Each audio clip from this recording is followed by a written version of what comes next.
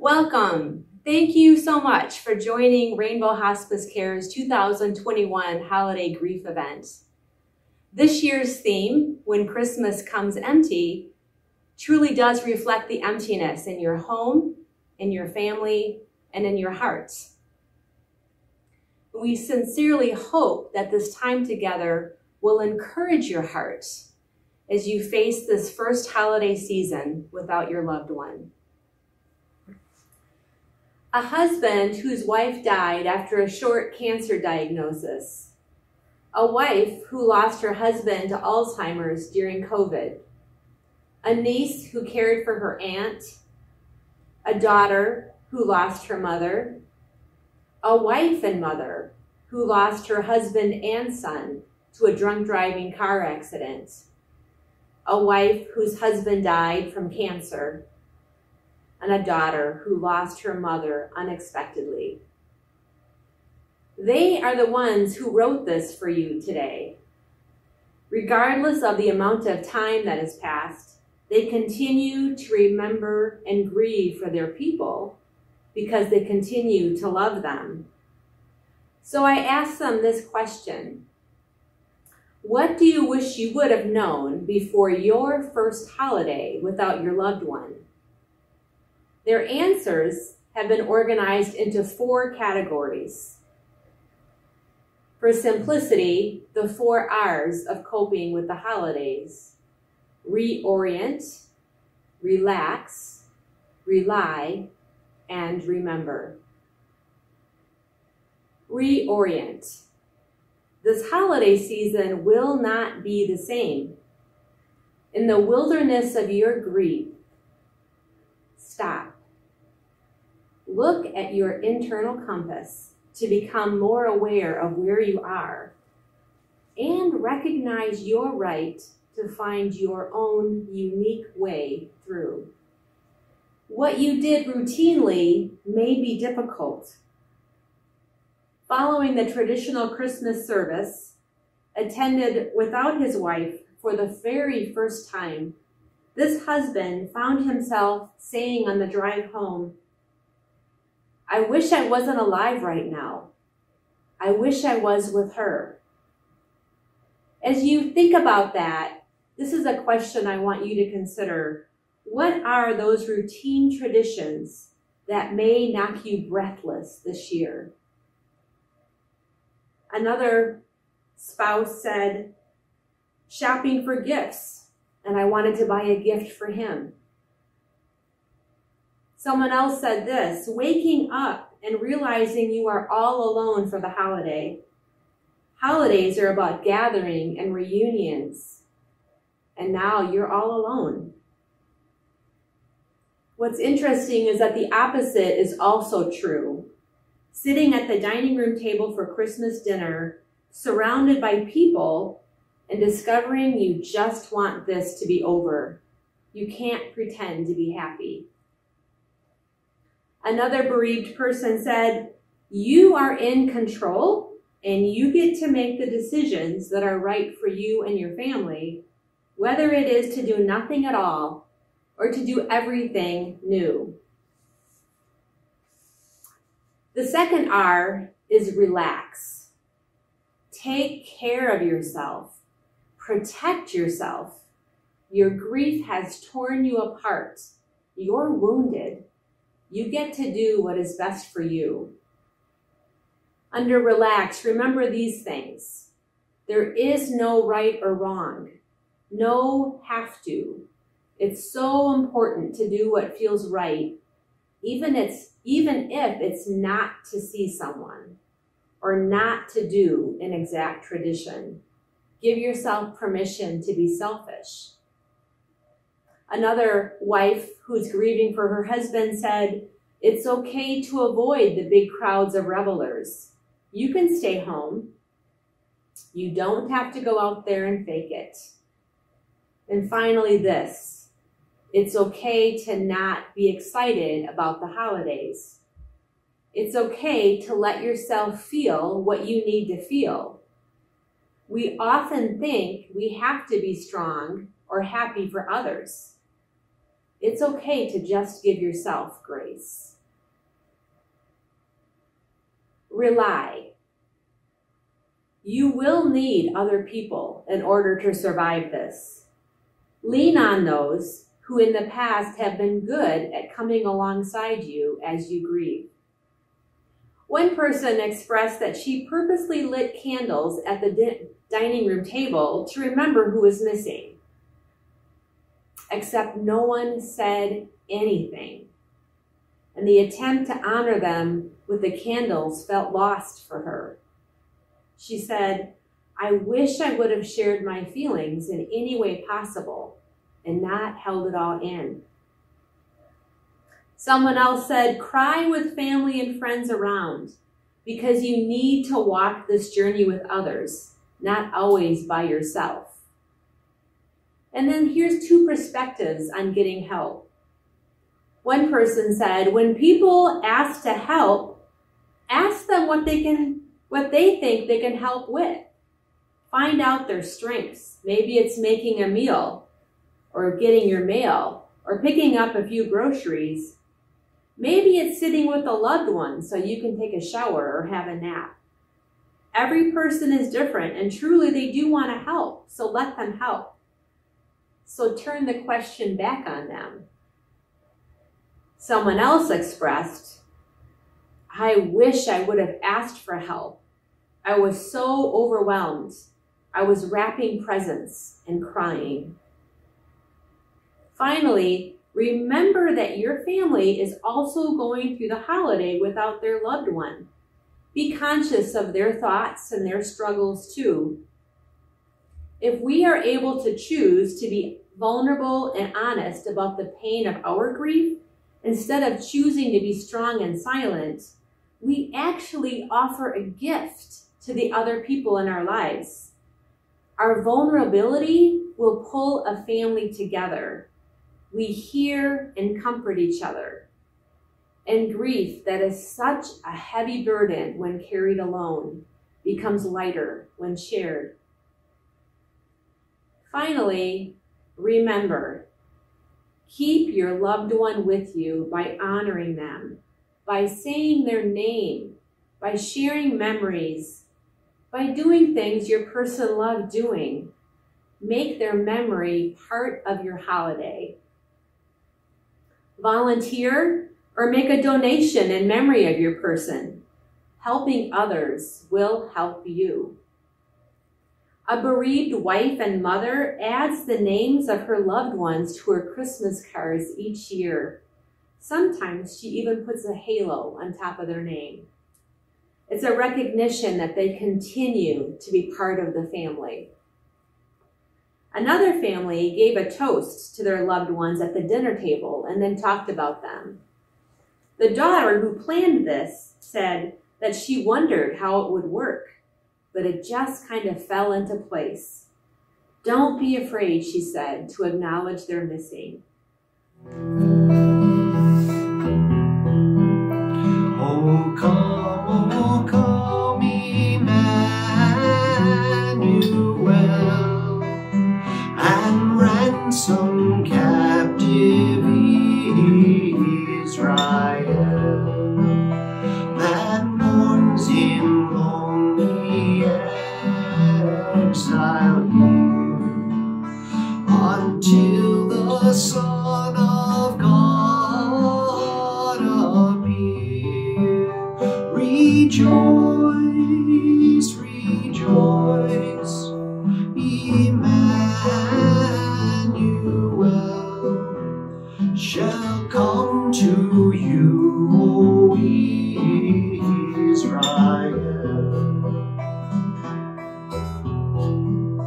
Oh, come, O wisdom from on high, who orders all things mightily. To us the path of knowledge show, and teach us in her ways to go. Rejoice, rejoice, rejoice, Emmanuel shall come to thee, O Israel. O come, great Lord of might, who to your tribes on Sinai's height in ancient times once gave the law, in cloud and majesty and awe. Rejoice, rejoice, Emmanuel shall come to you, O Israel.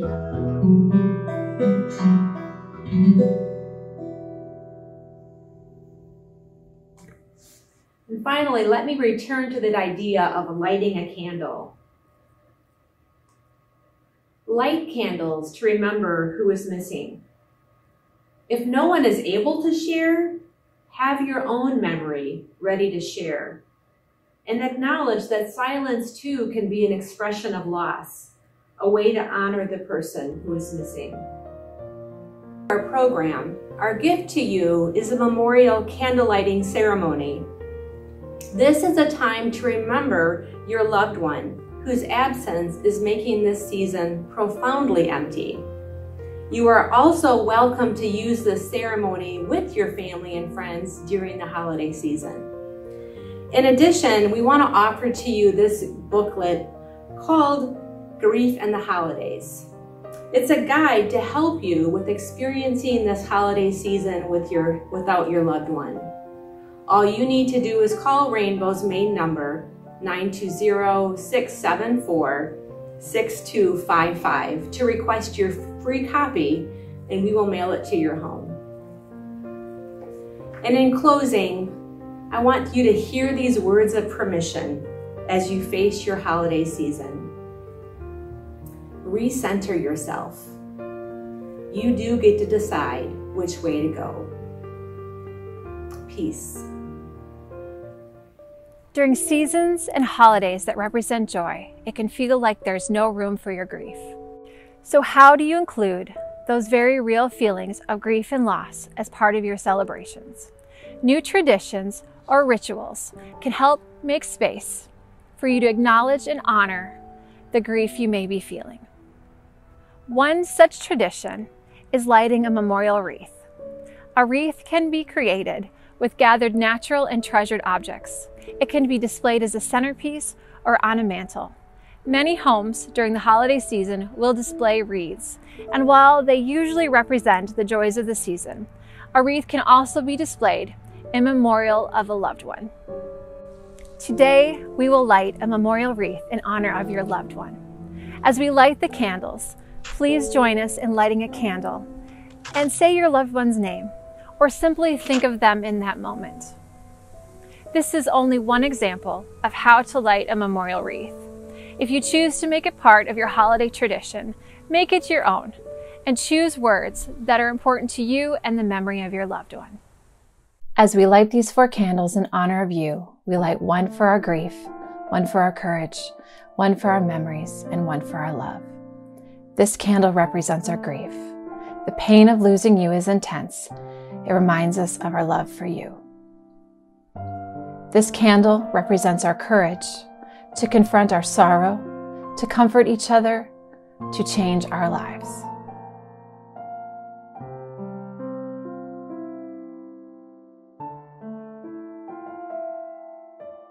This light is in your memory. The times we laughed, the times we cried, the times we were angry with each other, the silly things you did, the caring and joy you gave us.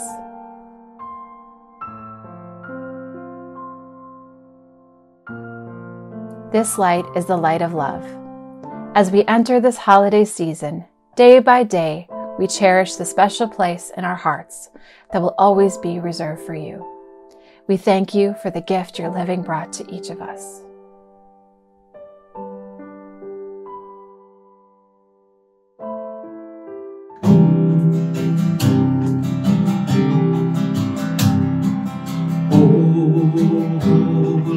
night.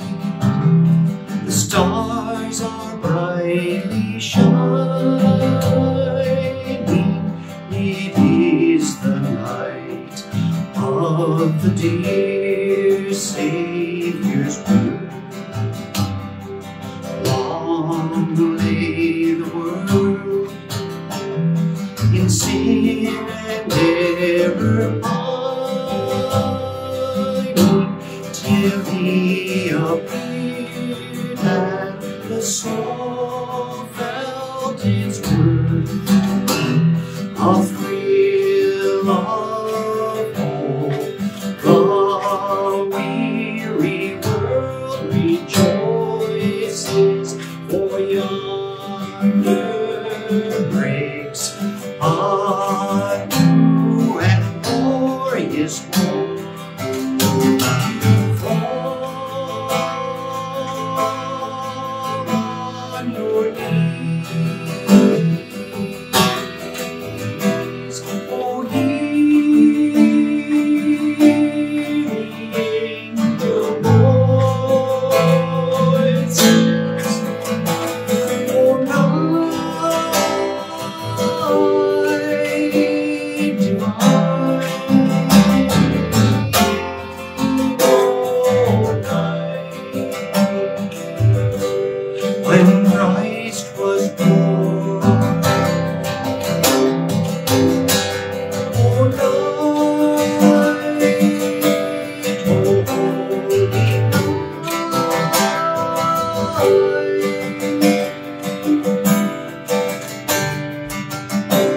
Oh, night divine, led by the light of faith serenely beaming, with glowing hearts by His cradle we stand. So led by light of a star sweetly gleaming, here came the wise men from Orient land. The King of Kings lay thus in holy manger, in all our trials, born to be our friend. Fall on your knees, oh, hear the angel voices.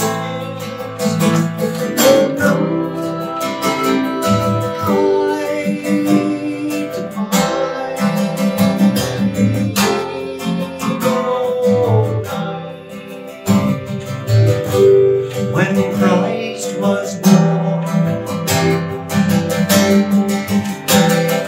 oh,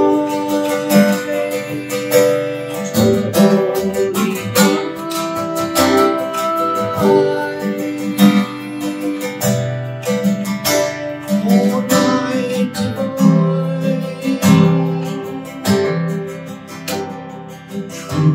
truly taught us to love one another. His law is love, and His gospel is peace. Chain shall He break, for the slave is our brother, and in His name all oppression shall cease. Sweet hymns in joyful chorus praise we, let all within us Jesus, praise His holy name. Fall on your knees. Oh, heed your voices.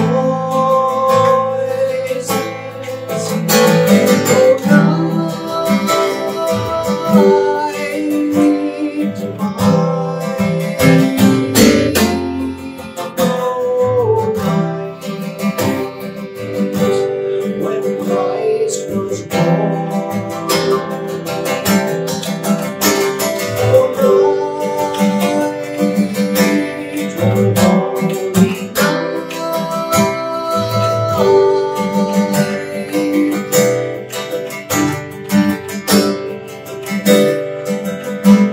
oh night of